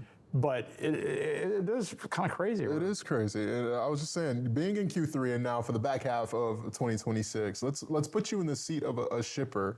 What are you looking at? What are the things that are, I guess, non-negotiables that you're just like, hey, these are the items that, as a shipper, I need to have when it comes to budgeting for the rest of my freight forecast in 2026? Yeah, I mean, you have to think about the shippers here. They've had a tough go at it, right? I mean, rates being given and 30, 60 days later being completely irrelevant, right? The conversations we're having right now, shippers are asking for, constant service, holding to a rate that we're providing for the length of this term. They're kind of getting to that point where, yes, we're accepting there's been some kind of shift in the market, but now that we're here, it's really important to us to understand what we have from a requirement standpoint around our service, around pickup, around deliveries, around consistency on tender acceptance for the rates that you guys are providing. It's a good opportunity where we're seeing a lot of consistency on the spot market to come in and actually provide a contract option for them as well. But again, it's all about fixing those routing guides. I think the less reliance you can have on the spot market today, the more consistency, stability, and less risk you're going to see in your overall supply chain, whether that's cost or even from a safety standpoint as well. David, how accepted are shippers? You talked about the fact that they've had a rough go, but a lot of this, we started earlier in the year, there was a sense of, I wouldn't call it denial, maybe is not the right term for it, but just a disbelief that the conditions in the market were completely flipping. But we've seen such momentum in this market, it's very unusual. But even our clients, our sonar clients, have been sort of slow to get on the fact that this has been a massive shift. A lot of these folks have never seen a market where carriers have the advantage. And of course, this is an unprecedented market conditions. Are shippers coming around to reality that they're going to have to pay significantly higher for capacity now? Yeah, I think so. I mean, when I look back at the first half this year, what's confusing is that in the annual cycle is really important because, outside of the disruptions we've seen, there's been relative stability, right? We look at Winter Storm Fern, that caused a big spike. So there was definitely a clear catalyst there that shippers could point to and say, oh, after the storm passes, we're going to see rates come back down. And to some degree, you did see some stability. And then the war in Iran kicked up, fuel prices. And I think we lost that month of March, a time where you typically see stabilization in the cycle, to carriers adjusting their line hauls to make up for in the spot market where fuel had gone to. Throughout April, again, another traditional slow period, we saw stability. And I think that lulled everyone back to sleep and not quite really a chance to grasp what was really happening on the supply side of the equation. The true need for a higher rate per mile to deal with the elevated cost of operation and the reduction in capacity on the carrier side of the equation. And then when we finally hit road check week in May, a couple straight weeks of disruption and normalization there again. But you even have those few that will point to those 2 weeks in June where things kind of softened up just slightly and say, hey, every time the market calms down from one of these disruptions, we're getting out of it. That's kind of how I think about the back half this year, right? Anytime we've seen these disruptions or these pinch points or when you see that spot rate volatility, that's going to continue to create pressure here. I think shippers are seeing it, and they're certainly coming around to the idea that, full network RFPs off cycle are not something that they should be considering a problem right now. That's really a solution. Yeah, I was going to ask you about June. I mean, it's interesting because we had such strong momentum. Some of the biggest gains in history really took place in the month of May. We took those last 2 weeks. We headed into Memorial Day. And then the market sort of paused. It wasn't as if things collapsed because we're still, we were above 15% tender rejections the entire period. We were still near all-time highs in spot rates, but we didn't see continued increase in momentum. Now we're back to a holiday that's going to be a catalyst, that always is. Do we enter July? You talked about freight being stacked, which is a great thing bodes well for the next couple of weeks. But do we think we're going to see higher new levels of tender rejections and new rates that are going to likely to sustain in the second half? Or do we think things will cool off as we head into August, which is traditionally a really, one of the slower months of the year? Yeah, just looking at the pattern recognition from my end, it's really been the disruptions that have been the pain points where we've seen that rate elevation, whether that's tender rejections or rate per mile. And when we've entered these seasonal lulls that we're used to seeing, typically we would be expecting rates to come down. We haven't really seen it come down either. It's kind of like, where is that new floor going to settle in at? And I think July and August is going to allow us to see where that stable rate floor is at. Certainly I think the peak season in Q4 is going to offer another round of rate increases. And part of the reason why I think shippers who are looking at that 6-month term, might regret trying to do that as much as possible. I guess it does put them in a position to maintain their contract acceptance and their routing guides with new pricing early in Q1. But I think, there's not much when you look at that typical cycle for the freight market between July and Thanksgiving. Yes, there's Labor Day. Yes, there's back to school and, fall retail. But, nothing that really kind of shakes things up like July 4th or summer peak. And so I think that's a period where we're going to see some stability. I don't think that means, however, we're going to see massive rate declines or a shift back to deflationary environment or anything like that. Like I said early on in this show, I still think the supply side pressures are going to be too great for any recovery in the short term. Yeah, I mean, I don't know where the catalyst is. We had Dr. Jason Miller on the show. We had Ken Adamo. They both talked about the fact that the cycle was going to peak sometime in late 27. Well, I'd love to get your take, David. Do you think this cycle goes on longer, or do you think we're going to repeat history and, in 12 to 18 months, we're going to sort of peaked out? Well, carriers always seem to find a way, huh? I mean, you look at this industry, it's been pretty undefeated in finding ways to add capacity amongst these headwinds. Certainly, you had the physical shortages of semiconductors throughout COVID that really limited how fast equipment can come back on the road. But there's real serious questions about where this driver pool is going to come from, right? I mean, you could look at the housing market and say, hey, with potential interest rate hikes on the horizon, housing's probably not going to be back in 27. And so do you look at laborers from that market as a potential source of drivers? I mean, you start going down and pulling these threads, then you're looking at another challenge in the driving school aspect of things, right? With all the driving school closures, how quickly can you get new drivers into the market? When you put all these pieces together, I think it's hard to imagine an environment where over the next year we're talking about anything year-over-year deflationary, especially with the kind of rate jumps that we saw throughout May and into early June this year. I think we're talking about at least another year here before that's even possible, in my mind, for rates to be negative year-over-year. I mean, you make a great point, and every time I've heard in my life, and I've been around this business my whole life, is this time is different. It always inevitably isn't, and carriers, as you say, always find a way to correct the market, and in many ways overcorrect the market, and we sort of end up in the same cycle. The difference, and this is my argument, is that immigration, ultimately, it's the driver availability, the population of truck drivers that have really the capacity constraint, not the number of trucks that are being produced, but the drivers themselves. Where are the drivers coming from? We have crackdowns at the federal level in terms of new compliance rules. We have the states themselves getting even more strict. We just talked about DeSantis and the CDL bill of letting ex-cons, he vetoed the bill, did not sign the bill that was approved by the state representatives in Florida.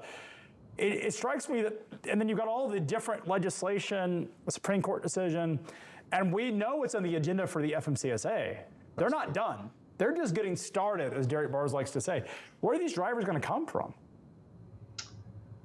Yeah, I mean, that really is the big question, right? I think there is some thoughts that, look, a lot of the drivers that left over the past couple of years, how quickly could they re-enter the marketplace? Is there latent capacity out there? Yeah, to some degree, the answer is probably yes, right? But it really all depends on what we see from a demand environment. We could be chasing a moving target here. The manufacturing economy has been in significant expansion. When you look at that PMI readings, we're not due another print until tomorrow, but last month you saw only 2% of the sector's GDP was in contraction. I mean, that's broad-based growth across manufacturing. Consumer spending has held up strong. The labor market has been doing well. There's an incredible amount of money and consumer spending going on right now, and I think demand it has potential to see upside as well. So even if we do find those drivers, we could be running up to or chasing a growing demand environment as we look into next year too.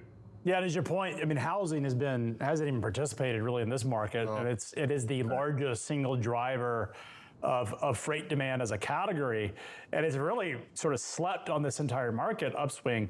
If we get a housing bill, the president has, I don't know what we're at on that. I haven't seen the news in the last 48 hours on whether he's going to sign it or not. But if we get a housing bill, that could actually increase demand for trucking services. Absolutely. Builders are building homes, but people are not buying homes, which is creating a problem because we're not, furniture and appliances and stuff. That strikes me as the big catalyst or the big wild card is this demand situation. If we get housing to come back, it's going to pull labor into the housing market because the immigration story is not just a trucking story, it's also a construction story. Yep.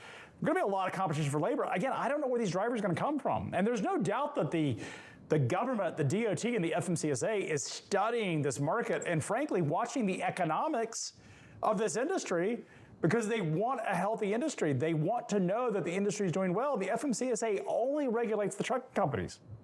That is their primary job, to regulate trucking companies. And they're watching the rate environment to see that the health of the market is solid as a determination of whether they're doing their job. Yeah, I mean, and in terms of the health of the trucking companies, I mean, even what we've seen from a rate environment hasn't necessarily, pulled everyone out of the tough environment that they've been in the past few years, right? So, the FMCSA is ensuring the roads are safe. They're looking after these trucking companies. Rate environment is increasing, but we're not out of the woods yet. I mean, the last few years have been pretty tough on trucking in general. That's part of the reason for why we saw the impact we did, even when fuel jumped like it did this year. Adding capacity is hard enough as it is with these driver headwinds, but you have to think about back offices being depleted, recruiting departments being completely obliterated, right? I mean, most of these trucking companies were absolutely cost cutting, and cutting every corner that they could to make things work. And so, you add in some of the additional, headwinds they've seen this year, increased cost of insurance, the increased cost of equipment, especially next year with the low NOx emission standards going into effect. It's not getting any cheaper or easier to run a truck. No, and look, I heard last week talking to some of the largest carriers that, again, have all of the advantages, have a good reputation, frankly, regardless of X, because they won't go on record and say about how tight it is, but they've told me it's the tightest driver market in history. These are carriers that have been around for decades. Yep. Finding drivers is very difficult, and that is the governor on capacity. And it's hard to make a case, David, that we're going to see that increase. I have no doubt that eventually this market will figure it out. Eventually it will correct. I just can't imagine it's going to happen anytime soon. That's a big question. How high and how long? I think that's what we're all trying to figure out. Well, we all can get humbled by trucking because it always does. It is a very volatile, surprising market. Always. David, we're going to have you back. Appreciate your insights as always. You are a man with the pulse. I don't know that there's a smarter analyst in freight. David would certainly be one of the smartest out there. David Spencer is what they call a guy's guy. And what he does that I love is he's very outspoken. He says his mind. He argues, but he has no ego in. He has no ego in the sense that as he's drawing conclusions to the market, he's always learning. And I think one of what makes him effective, and really anyone who's an effective analyst, is your models have to be constantly moving. Absolutely. We are always on air, and we're public record. Everything we say is public. Every single day, we're talking about this, and that's an unfortunate reality. Is like. Sometimes you have to play the buck back. You have to play the tape back. But David's always someone who's not too proud to admit that when new data comes in, that's what this market takes, and it is the most volatile market on the planet. It is. David's awesome. He's fantastic. Well, appreciate David. We'll have you back tomorrow on FreightWaves Today. We have a packed show. Oh wow! This is July 4th weekend. This is fireworks galore. This is the Super Bowl freight.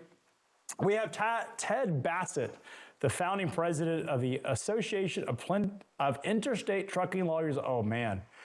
Trucking Lawyer Plaintiff of America. Plaintiff Interstate. How do I say that? Plaintiff Interstate Trucking Lawyers of America. Plaintiff Interstate Trucking Lawyers of America. Oh, man, I got to ask him about the Steve Robinson nonsense. Oh, yeah. Tomorrow, that's one of his own messed it up. We will hear from Andy Engardio, Managing Director of Transportation at Gallagher. We're going to hear about the all of the insurance stuff. We gotta listen to that. Niles Oppenheimer, he is the Chief Revenue Officer at Coverwell. Trucking insurance tomorrow is a legal and insurance conversation. And my favorite day of the week, and one of my favorite guests, Bill Stevens, the editor of Trains Magazine, will join us at noon Eastern to talk about the American Association of Rail Report. And I've talked about how important this report is, because what it does, Malcolm, is it gives us a sense for what's happening outside of trucking. For sure. Because it's oftentimes hard to interpret the volume we see, how much of that is really related to just the gain share between contract and spot. Is this related to the lack of capacity? The great thing about the rail report, particularly when we look at bulk, intermodal is important, but I kind of ignore the intermodal data typically. I'm looking at the bulk data because the bulk data tells us about the industrial economy. And tomorrow we're going to go over it. It's every single Wednesday. You can catch us at FreightWaves Today at noon to 2 daily. You can also catch us on Road Dog at 6 p.m. on your ride home. Thanks for joining us.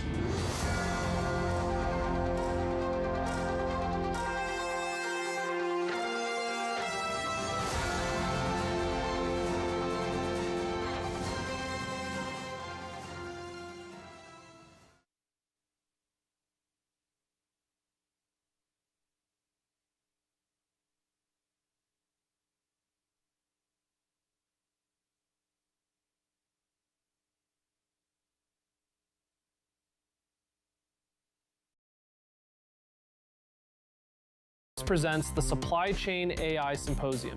We are defining in real time how AI is embedded into every mile, every warehouse, and every handshake. Because in 2026, the future isn't just coming, it's already negotiating. The FreightWaves Supply Chain AI Symposium. Secure your spot now.